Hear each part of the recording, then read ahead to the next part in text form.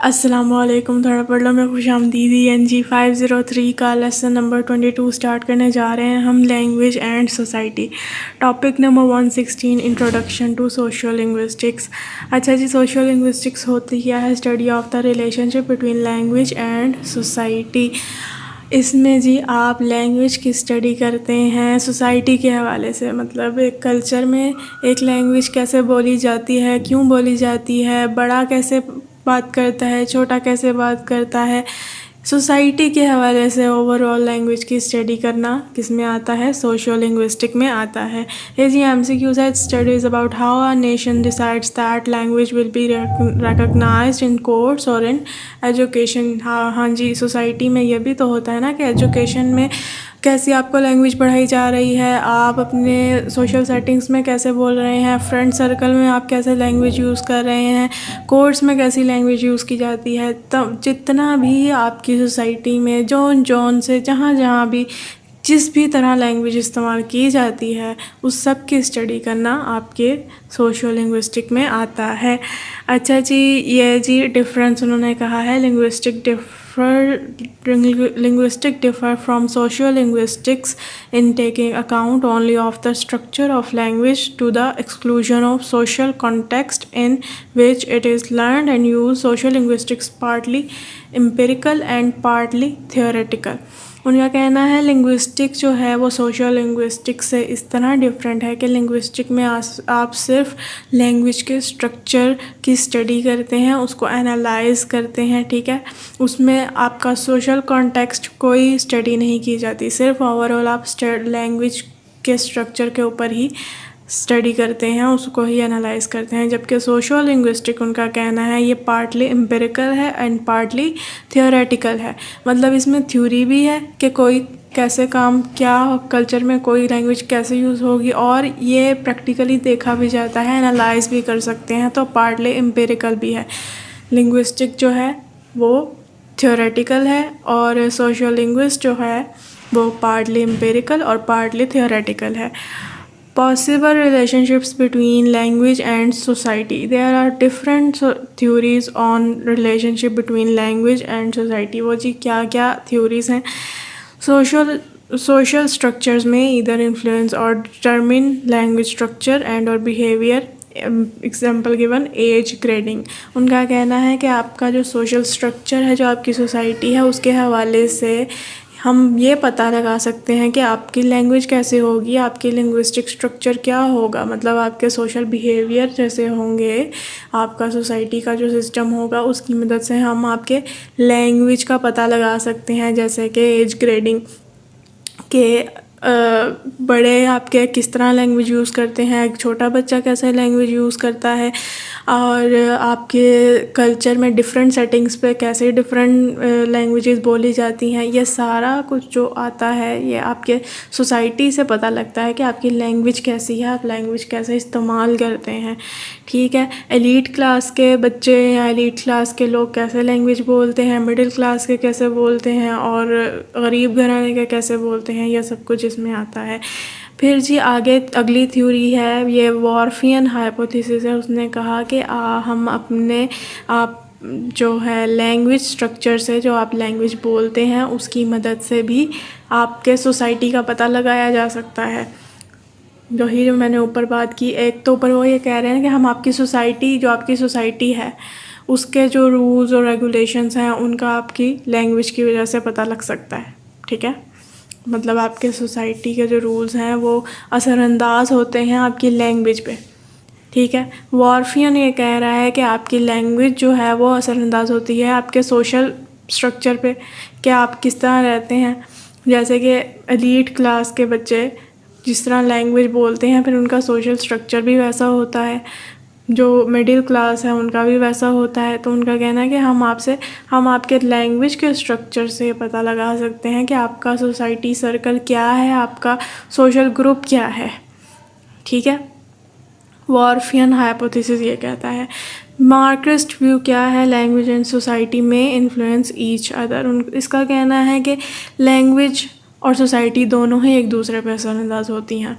ऊपर तो सबसे ऊपर ये था ना कि वो कहता है कि सोसाइटी लैंग्वेज पे असरअंदाज होती है, वॉर्फियन कहता है लैंग्वेज सोसाइटी पे असरअंदाज होती है, मार्क्सिस्ट कहता है कि नहीं जी दोनों ही एक दूसरे पे असरअंदाज होती हैं, जबकि चॉम्स्की कहता है भाई कोई रिलेशनशिप नहीं है, कोई किसी पे असरअंदाज नहीं होता, ना सोसाइटी लैंग्वेज पे असरअंदाज होती है ना लैंग्वेज सोसाइटी पे असरअंदाज होती है। Topic number 117 variation in language. Variety क्या होती है? Variety is a neutral term and refers to any kind of language, dialect, accent, sociolect, style and register. Basically इसका क्या मतलब, क्या इसका मीनिंग है कि फॉर एग्ज़ाम्पल के उर्दू है ना, उर्दू अब जो ओरिजिनल उर्दू है वो अलग है। अब पठान जो है वो किसी और तरह उर्दू बोलेगा, सिंधी किसी और तरह उर्दू बोलेगा, बलोची है वो किसी और तरह उर्दू बोलता है, तो उन्होंने इस चीज़ को वेराइटीज़ कह दिया हुआ है। इसी तरह जो ओरिजिनल लैंग्वेज है वो है ब्रिटिश इंग्लिश लैंग्वेज, ठीक है। इसकी आगे से डिफरेंट लैंग्वेजेस, डिफरेंट वेराइटीज़ बन चुकी हुई हैं। ऑस्ट्रेलियन जो है English, American English, Nigerian English, तो ये जो ओरिजिनल के बाद आगे जितनी भी लैंग्वेजेस बनती हैं वो जी ये होती है, उन्होंने उसको कह दिया वेराइटीज़। इसमें आपका एक्सेंट अलग होता है, आपका लहजा अलग होता है, आपके बोलने के तरीके अलग होते हैं, आपके सेंटेंस बनाने के तरीके अलग होते हैं। जैसे अब हमारी ये अब पाकिस्तानी इंग्लिश की भी एक वैरायटी है, ये पाकिस्तानी इंग्लिश को उन्होंने वैरायटी कह दिया हुआ है। जैसे कि अब हमें नहीं पता कि ग्रामर अच्छी बन रही है नहीं बन रही, सेंटेंस स्ट्रक्चर सही बन रहा है कि नहीं बन रहा, वोकैबलरी सही है कि नहीं है। हमने बस जैसे हमें हमारी देसी इंग्लिश है ना, हमने वो बोलनी है और हमने वैसे ही बोलनी है, तो उन्होंने इसको वैरायटी कह दिया हुआ है। तो जी इसमें आपका डायलेक्ट आ जाता है, आपके इलाकाई ज़ुबान, मतलब एक पठानों के इलाकों में आपकी उर्दू जिस तरह बोली जाएगी वो डायलेक्ट में आ जाएगा। एक्सेंट आ जाता है इसमें, सोशल एक्ट आ जाता है, स्टाइल और रजिस्टर आ जाता है। रजिस्टर और स्टाइल से क्या मुराद है कि जैसे आप बिज़नेस सेटिंग में अलग तरह से इंग्लिश बोलेंगे, आप जब अपने यारों दोस्तों में होंगे आप अलग तरह से फ्रीली इंग्लिश बोलेंगे, किसी भी तरह बोल लें, ठीक है। यहाँ आप अगर फैमिली के माहौल में हैं और बड़े सारे बैठे हैं तो आप अलग तरह से बात करेंगे, और अगर आप वैसे अपने फ्रेंड्स के सर्कल में आए तो आप और तरह से बात करेंगे। तो डिफरेंट सिचुएशन में जिस तरह हम अपनी लैंग्वेज का इस्तेमाल करते हैं वो रजिस्टर में आती है। होप सो मैंने वैरायटी का जो है कॉन्सेप्ट मुकम्मल क्लियर कर दिया होगा। फिर से एक बार सुन लें। वेराइटीज़ बेसिकली आप ये जो लैंग्वेजेस के आगे से डिफरेंट एक्सेंट निकल आते हैं, डिफरेंट स्टाइल निकल आते हैं, ये वेराइटीज़ में आ जाती होती हैं कि एक ओरिजिनल इंग्लिश ब्रिटिश इंग्लिश है, उसकी आगे से डिफरेंट वेराइटीज़ निकल आई, American English, British, Australian English, Nigerian English, ठीक है। उनके एक्सेंट अलग हैं, उनके ग्रामर के तरीके अलग हैं, उनके जो है वोकैबलरी अलग है, बट ये है कि वो निकली तो उसी चीज़ से है ना, उसी ओरिजिनल इंग्लिश से निकली हैं। तो ये कि वो जी उस इंग्लिश की वेराइटीज़ हैं, ठीक है। Varieties of language. अब जी आगे क्या क्या वेराइटीज़ के आगे से किस्म निकल आई हैं। एक होता है एब्स्टैंड। एब्स्टैंड क्या होता है? Is a variety considered as a language rather than a dialect by virtue of being different in its linguistic characters. उनका कहना है कि ये जो वैरायटी है ना, इसे तकरीबन लैंग्वेज ही समझा जाता है, ठीक है। ये डायलेक्ट नहीं होती। डायलेक्ट वो होता है किसी के इलाकाई ज़ुबान, मतलब एक इलाके में ख़ास तौर पर वही लैंग्वेज बोली जाती है, उसी तरह बोली जाती है, तो वो डायलेक्ट आ जाता है। उसका कहना है एब्स्ट्रैक्ट जो होता है वो लैंग्वेज होती है, डायलेक्ट नहीं होता। वो क्यों? क्योंकि इसके जो अंदर लैंग्वेज के इसके करैक्टर हैं ना वो बहुत ज़्यादा मुख्तलिफ होते हैं, ठीक है, डिफरेंट होते हैं। तो ये जिनके लैंग्वेज के करैक्टर आगे से डिफरेंट हों, जिस वैरायटी के लैंग्वेज के करैक्टर आगे से डिफरेंट हों, वो एब्स्टैंड होती है। ऑस्बियो क्या होता है? Is a variety which derives its status as a language not so much from its linguistic characteristics but from its social, cultural and political characteristics Norwegian and Swedish. ये जी ऐसी वैरायटी होती है जो इसका भी स्टेटस लैंग्वेज की तरह ही रखा जाता है, लैंग्वेज के बराबर ही रखा जाता है। वो किस बिना पर? उसके सोशल, कल्चरल और पॉलिटिकल कैरेक्टरिस्टिक्स की बना पर, मतलब वो जिस सोसाइटी या जिस कल्चर या जिस पॉलिटिकल सेटिंग्स में वो बोली जाती है उसकी वजह से उसे एक लैंग्वेज करार दे दिया जाता है। उसके लैंग्वेज के करैक्टर नहीं अंदर देखे जाते। एब्स्ट्रैक्ट में लैंग्वेज के करैक्टर्स की बिना पर वो अलग होती है। ऑस्बियो में वो जिस कल्चर या जिस पॉलिटिकल सेटिंग में बोली जाती है उस बिना पर उसे लैंग्वेज का दर्जा दिया जाता है। मतलब मिसाल के तौर पर इसकी सिंपल मिसाल, अब ओरिजिनल लैंग्वेज है ब्रिटिश लैंग्वेज, ब्रिटिश इंग्लिश, ठीक है। आगे से ऑस्ट्रेलियन इंग्लिश बनी तो है, तो ये भी वैरायटी, ठीक है। बट ये है कि अब इसे लैंग्वेज का दर्जा दे दिया गया है। क्यों? क्योंकि अब आपको पता है अमेरिका जो है वो बॉस है, ठीक है। अमेरिका बॉस है तो फिर बॉस की ना लैंग्वेज को लैंग्वेज कहा जाता है वैरायटी नहीं कहा जाता, ठीक है। तो वो जो वो लैंग्वेज है वो उसके जो सोशल और कल्चरल और पॉलिटिकल सेटिंग है वो अब बहुत असरअंदाज हो रही है उस वैरायटी पे जिसने उसको लैंग्वेज का दर्जा दिया।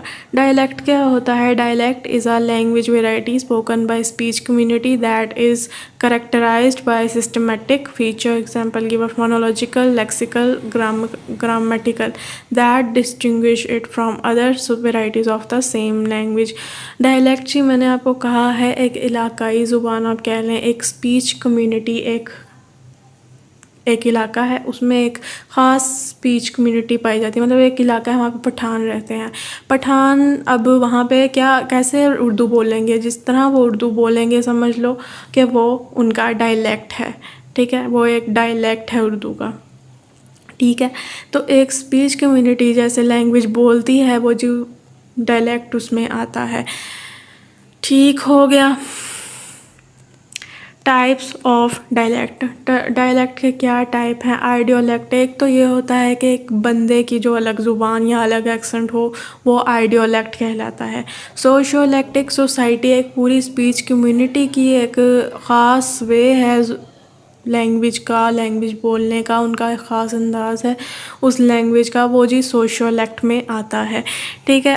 तो उनका ये कहना है कि आ वेराइटी और lect which is thought of as being related to its speakers social background rather than the geographical background. उनका कहना है कि इस वेराइटी का ज़्यादातर या इस एक्सेंट का या इस डायलेक्ट का कह लें, इस डायलेक्ट का ज़्यादातर जो दारोमदार होता है वो स्पीकर्स के बैकग्राउंड सोशल बैकग्राउंड पे होता है कि वो किस सोशल बैकग्राउंड से बिलोंग करता है। जैसे कि उन्होंने यहाँ पे मिसाल दी, इंडिया में जो सोशल सिस्टम कास्ट है ना, या मतलब ब्राह्मण और वो जो अदना कुछ इस तरह के हैं, तो जी इसकी बिना पे बहुत ज़्यादा असरअंदाज होता है कि वो किस तरह कैसे कोई लैंग्वेज बोलेगा। जैसे कि मिसाल के तौर पर एक एलीट क्लास से बंदा बिलोंग करता है तो इस पे बहुत उसके सोशल बैकग्राउंड पे असर डिपेंड करता है कि वो कैसे उर्दू बोलेगा, कैसे इंग्लिश बोलेगा। मिडिल क्लास के ऊपर डिपेंड करता है कि वो कैसे उर्दू बोलेगा, पंजाबी कैसे बोलेगा, ठीक है। Factors that contribute to bring variation in a language, किसी भी लैंग्वेज में ऐसी वेरिएशन बनाने के पीछे क्या वजह होती हैं, क्या फैक्टर्स होते हैं, क्या ऐसी वजह होती हैं कि एक ओरिजिनल लैंग्वेज की आगे से इतनी ज़्यादा वेराइटीज़ बन जाती होती हैं। ये जी there are many factors to cause variation like social situation, occupation, age, geography, education, gender, social status, class and ethnicity, ये सारे फैक्टर्स होते हैं जो बहुत असरअंदाज होते हैं लैंग्वेज की वेरिएशन करने में। एक गरीब घराने का तबका कैसे उर्दू बोलेगा, उसने ये वेरिएशन बना दी, ठीक है, तब से वहाँ से ये वेरिएशन बन गई। एक मिडिल क्लास का बंदा कैसे उर्दू बोलेगा तो जी ये वेरिएशन बन गई। एक एलीट क्लास का बंदा कैसे उर्दू बोलेगा तो जी ये वेरिएशन बन गई। फिर जी एक बूढ़ा इंसान कैसे उर्दू बोलेगा, एक जो पुराने ज़माने के लोग हैं वो कैसे उर्दू बोलते हैं, एक नए ज़माने के लोग कैसे उर्दू बोलते हैं, जेन ज़ी कैसे उर्दू बोलती है, ये चीज़ सारी चीज़ें वजह इसमें आती हैं, ठीक है। Topic number 118 language choice and code switching. Language choice क्या होती है कि जी आपने अपनी सिचुएशन के मुताबिक, अपने सेटिंग के मुताबिक कैसी लैंग्वेज यूज़ करनी है। आप किसी बड़े से बात करेंगे तो आप कैसे लैंग्वेज यूज़ करेंगे, आप किसी छोटे से बात करेंगे तो आप कैसी लैंग्वेज यूज़ करेंगे, आप अपने बिजनेस सेटिंग में हैं तो आप कैसी लैंग्वेज यूज़ करेंगे, अपने यारों दोस्तों के सर्कल में हैं तो आप कैसे अल्फाज का इस्तेमाल करेंगे। तो लैंग्वेज चॉइस यही है, सिंपल, ठीक है। Language choice is a careful selection of word, phrase, clause और sentence of another language within the speakers language linguistic repertoire. ठीक हो गया।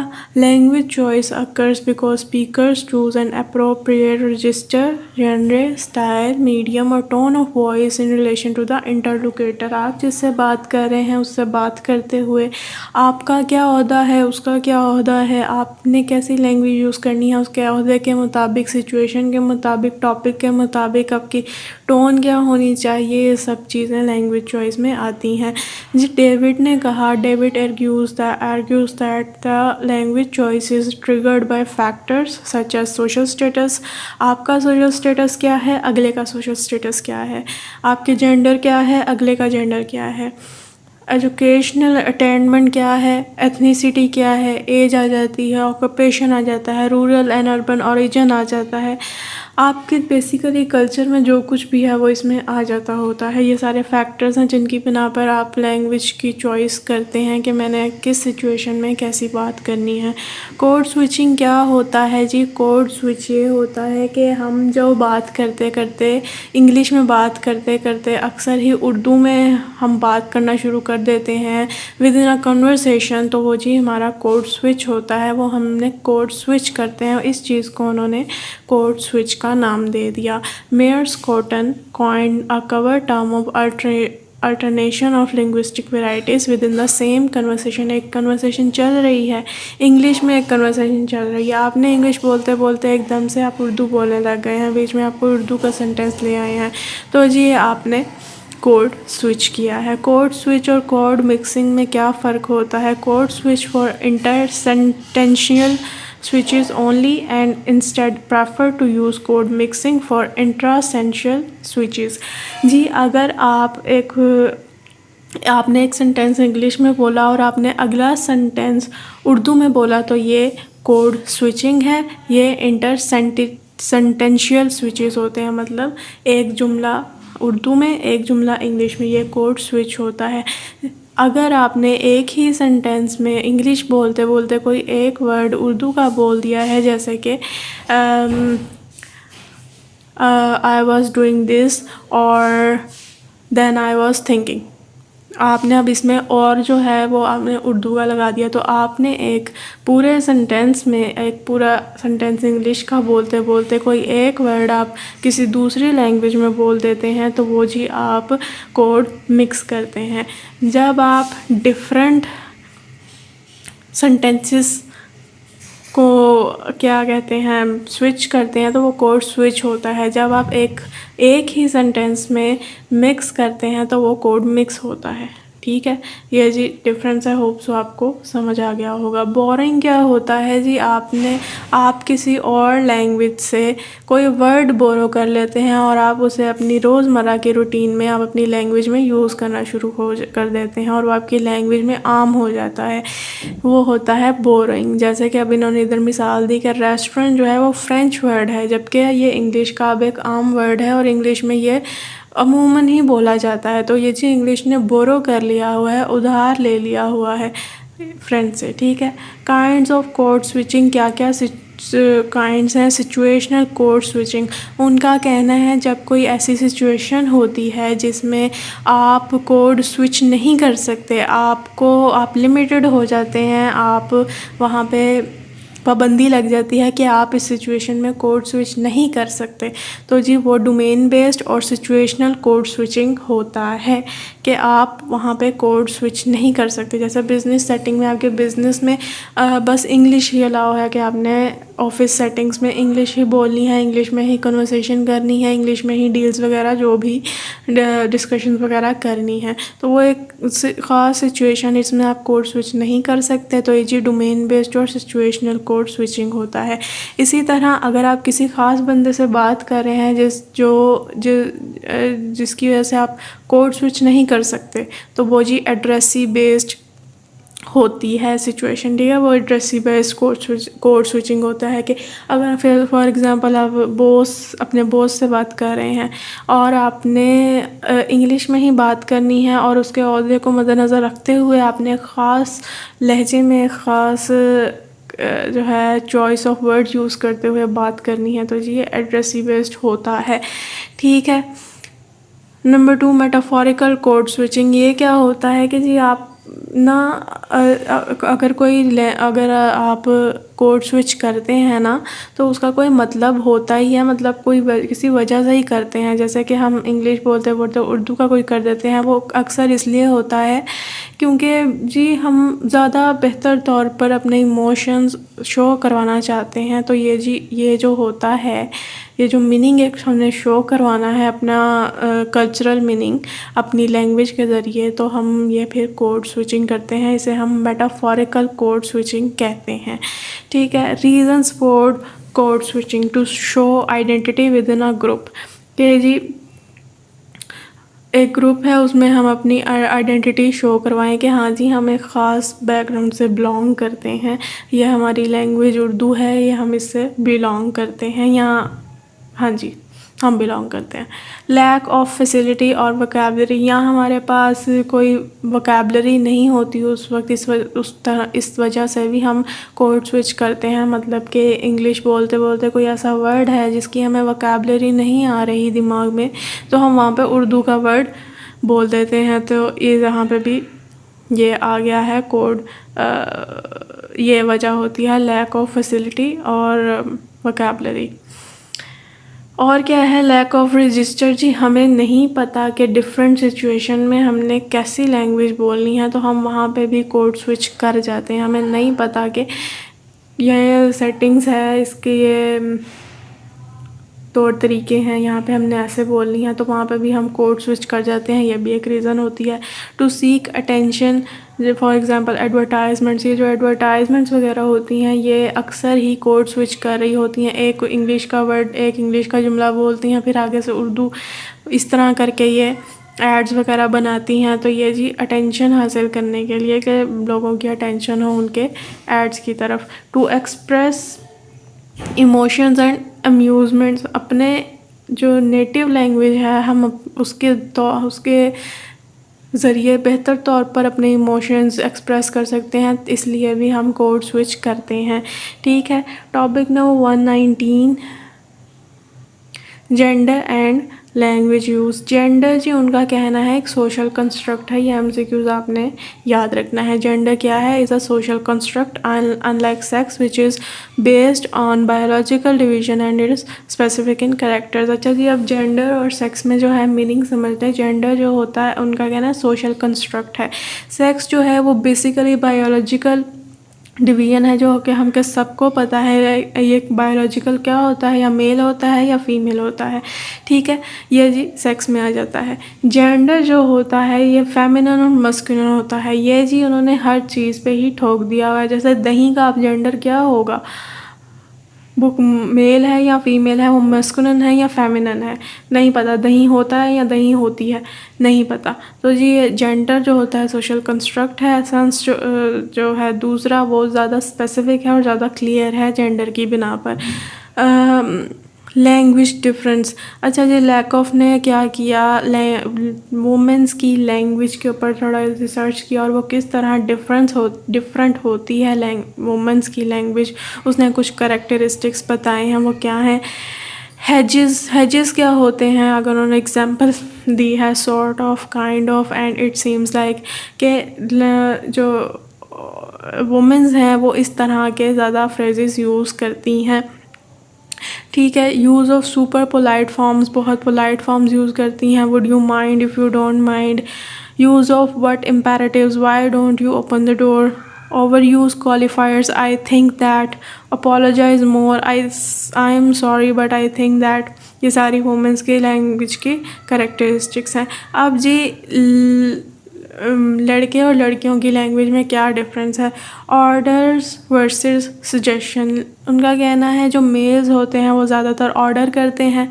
ठीक है, डायरेक्टली ऑर्डर कर देते हैं, give me that, get out of here, इस तरह ऑर्डर कर देते हैं। जबकि लड़कियां जो हैं, जो वुमेन्स हैं, वो ज़्यादातर सजेशन देना पसंद करती हैं अपनी लैंग्वेज में। ठीक है, व्हाट डू यू थिंक और हाउ अबाउट डूइंग दैट, इस तरह। और कॉन्फ्लिक्ट वर्सेस कॉम्प्रोमाइज़, उनका कहना है मेल्स जो होते हैं वो ज़्यादातर फटेबाज होते हैं, मतलब ज़्यादा कॉन्फ्लिक्ट करने में वो ज़्यादा आगे होते हैं। जबकि लड़कियां जो होती हैं, जो वुमेंस होती हैं, ज़्यादातर कॉम्प्रोमाइज़ करने की तरफ उनका ध्यान होता है कि लड़ने की बजाय कॉम्प्रोमाइज़ कर दिया जाए। एडवाइसेस वर्सेस अंडरस्टैंडिंग, मेल्स जो होते हैं ज़्यादातर एडवाइस करना पसंद करते हैं और लड़कियां जो होती हैं अंडरस्टैंड करना ज़्यादा पसंद करती हैं। स्टेटस वर्सेस स्पोर्ट, ठीक है, मेल जो होते हैं उनके लिए स्टेटस बहुत इंपॉर्टेंट होता है, इज़्ज़त की और ना की बात होती है ना वो। और जो वो होता है, लड़कियां होती हैं ज़्यादातर सपोर्ट करना पसंद करती हैं। डोमिनेंस थ्योरी में क्या आ जाता है, उनका कहना है जो मेंस होते हैं, जो मेल्स होते हैं, वो ज़्यादातर इंटरप्ट करते हैं while talking to show their dominancy. अच्छा, बहरहाल जो होते हैं मेंस जो होते हैं वो ज़्यादातर अपनी डोमिनेंसी शो कराना पसंद करते हैं, पल्ले उनके चाहे कुछ हो ना, डोमिनेंसी उन्होंने ज़रूर शो करवानी होती है। खैर, डिफरेंस थ्योरी में क्या आता है, डिफरेंस थ्योरी में उनका ये कहना है कि जो फीमेल्स होती हैं वो अलग माहौल में बड़ी होती हैं, मेल्स जो होते हैं वो अलग माहौल में बड़े होते हैं। मतलब मेल्स जो होते हैं अक्सर बाहर आते जाते रहते हैं, बाहर की सोशल सर्कल में वो घूमते फिरते रहते हैं, इस वजह से उनका जो है लैंग्वेज डिफरेंट होती है फीमेल से। फीमेल ज़्यादातर घर में रहती हैं, घर में कल्चर अलग होता है बाहर के कल्चर से, तो इस वजह से दोनों की लैंग्वेज में इस तरह डिफरेंस पाया जाता है। Topic number 120, language contact. Language contact क्या होता है जी, कि जी एक जगह है, वहाँ पर डिफरेंट कल्चर्स के या डिफरेंट लैंग्वेज बोलने वाले लोग आ गए हैं, तो वो एक दूसरे से जब इंटरेक्ट करते हैं तो समझे ये लैंग्वेज कॉन्टैक्ट है। A term used to apply to the situation where two or more groups of speakers who do not have a native language in common are in social contact with each other or come into such contacts। उनका कहना है ऐसी जगह जहाँ पे मुख्तलिफ language बोलने वाले लोग मौजूद हैं, उन लोगों की नेटिव ज़ुबान जो है वो एक दूसरे से मुख्तलिफ है, पर फिर भी वो एक दूसरे से कांटेक्ट में है, एक दूसरे से बात कर सकते हैं, इंटरेक्ट कर सकते हैं। तो ऐसे में ये क्या होगा, ये होगा लैंग्वेज कांटेक्ट। ठीक है, जैसे कि अब आगे मिसाल भी है, इसकी क्या क्या वजह बनती हैं लैंग्वेज कांटेक्ट की। इंक्रीज़ ऑफ सोशल इंट्रैक्शन, कि वो लोग जो है एक दूसरे से एक इंट्रैक्शन में बहुत ज़्यादा उनका जो है इंटरेक्ट करते हैं, एक दूसरे से राब्ते में होते हैं। कॉलोनाइजेशन की वजह से ये हुआ कि अब ये जो ब्रिटिश ने कब्ज़ा कर लिया था, तो क्या क्या यहाँ पे बड़े सगीर में अंग्रेज़ आ गया, हिंदू आ गया, मुसलमान आ गया। हिंदू की लैंग्वेज हिंदी थी और हमारी लैंग्वेज उर्दू थी, तो और इंग्लिश जो है अंग्रेज़ की लैंग्वेज इंग्लिश थी। तो हम कैसे एक दूसरे से कांटेक्ट कर पाते, जाहिर सी बात है किसी तरह हमने कांटेक्ट किया, तो ये एक लैंग्वेज कांटेक्ट हो गया। ठीक है, कॉन्क्वेस्ट के ज़रिए ये होता है, कोई किसी जगह को जो होता है फ़तह कर लिया जाता है, तो वहाँ पे अपनी फ़ौजें, अपने लोग वहाँ पे बसाए जाते हैं आके, तो वहाँ पे भी इस तरह की सिचुएशन होती है। मिशनरीज़ कोई किसी दूसरे मुल्क में तबलीग के लिए जब जाता है, तो जी वो मिशनरीज़ में आता है कि ज़ाहिर सी बात है उस मुल्क का जो है लैंग्वेज अलग होगी। आप जो तबलीग, आप किसी और कल्चर से बिलोंग करते हैं, तो आप कैसे तबलीग करेंगे उनसे। Spread of language power, knowledge and Prestige, आप किसी ऐसी लैंग्वेज को फैलाएं दुनिया में, जो बहुत ज़्यादा पावर में हो, नॉलेज में हो, प्रेस्टीज में हो, जैसे कि इंग्लिश। ट्रेड एंड कॉमर्स के ज़रिए लैंग्वेज कांटेक्ट होता है, माइग्रेंट के ज़रिए होता है, ग्लोबलाइजेशन एंड कम्युनिकेशन के ज़रिए लैंग्वेज कांटेक्ट होता है। मतलब कि अब इतने सारे लोग all over the world trading कर रहे हैं, तो हर किसी का तो कल्चर या लैंग्वेज उनके जैसी नहीं है ना, फिर भी वो इंटरेक्ट कर रहे हैं इन सब चीज़ों के ज़रिए। तो ये लैंग्वेज कांटेक्ट में आता है। आउटकम्स ऑफ लैंग्वेज कांटेक्ट, जब यह इस तरह डिफरेंट कल्चर्स, डिफरेंट लैंग्वेज के लोग एक दूसरे से इंटरेक्ट करते हैं, लैंग्वेज कांटेक्ट होता है, तो इसके क्या आउटकम निकलते हैं। पिजन्स बनती हैं और क्रियोल्स बनती हैं। पिजन्स क्या होती हैं कि जी ये वो जो दो डिफरेंट लैंग्वेज बोलने वाले बंदे हैं, वो एक बीच की सिंप्लीफाइड लैंग्वेज खुद से क्रिएट कर लेते हैं, बना लेते हैं। एक बंदा इंग्लिश बोलता है, दूसरा बंदा उर्दू बोलता है। इंग्लिश वाला जो बंदा है वो अपनी लैंग्वेज के कुछ फीचर लेके आएगा, उर्दू वाला बंदा अपनी लैंग्वेज के कुछ फीचर लेके आएगा। वो मिला जुला के एक बीच की लैंग्वेज क्रिएट कर लेंगे, just for the sake of a common communication और कॉमन अंडरस्टैंडिंग। ठीक है, वो इसलिए बना लेंगे कि चलो बातचीत हो जाए, काम के लिए बातचीत हो जाए बस। तो जी ये जो एक बीच की सिंप्लीफाइड लैंग्वेज होती है वो पिजन्स होती है, और लैंग्वेज कांटेक्ट के ज़रिए पिजन्स बनती हैं। ये पिजन्स जब आगे जाके नेटिव स्पीकर्स गेन कर लेती हैं तो वो क्रियोल कहलाती हैं। Pidgins language later on can have native speakers but that pidgin is called creole. ठीक है।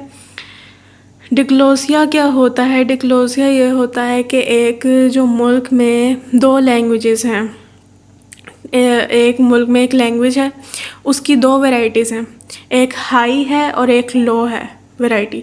हाई वैरायटी क्या होगी? उन लोगों को पता है कि हमने ये उन जगहों पे बोलनी है, मतलब बिज़नेस सेटिंग में हमने हाई वैरायटी बोलनी है, जबकि हम घर में या अपने दोस्त यारों में लो वैरायटी यूज़ करेंगे। तो ये जो होती है ये डिग्लोसिया होती है।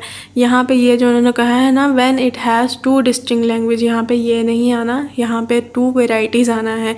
When it has two varieties of a single language, इन्होंने पता नहीं शायद गलती से लिख दिया। डिग्लोसिया सिचुएशन ये होती है कि जब एक लैंग्वेज की टू वेराइटीज़ किसी मुल्क में मौजूद हों और उन लोगों को पता हो कि इसकी हाई वैरायटी ये है, इसकी लो वैरायटी ये है। हाई वैरायटी को उन्होंने मुख्तलिफ सिचुएशन में, हाई सिचुएशंस के लिए रखा होता है कि उन्होंने वहाँ पे यही बोलनी है, और लो वैरायटी को उन्होंने लो सिचुएशन में बोलना होता है।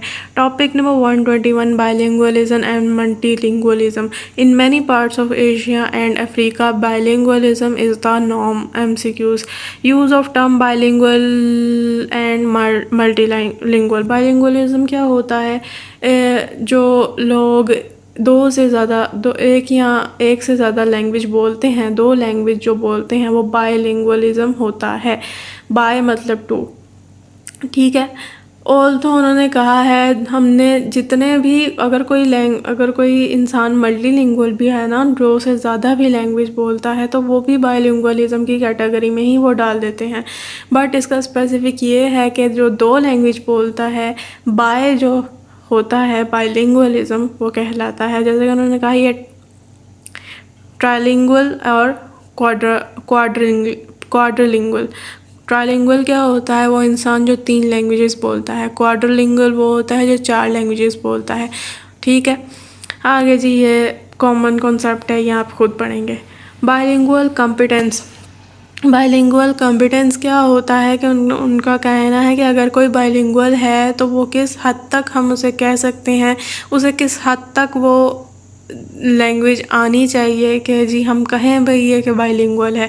तो जी उनका कहना है there is no clear definition of what it means to speak a language. उनका कहना है कि हम अभी तक ये नहीं चीज़ आई कि इंसान को किस हद तक लैंग्वेज बोलनी चाहिए अपनी दूसरी, कि हम कह सकें कि वो बाइलिंगुअल है या व्हाट स्पीक अ लैंग्वेज। ठीक है।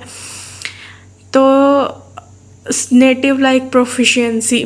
अब जी बाइलिंगुअल कॉम्पिटेंस में पहले तो उन्होंने कह दिया ना, बोंगी छोड़ दी कि हमें नहीं पता क्या करना है। अब उन्होंने ये भी कह दिया कि क्या होना चाहिए। खैर इनका हमेशा से ही काम है।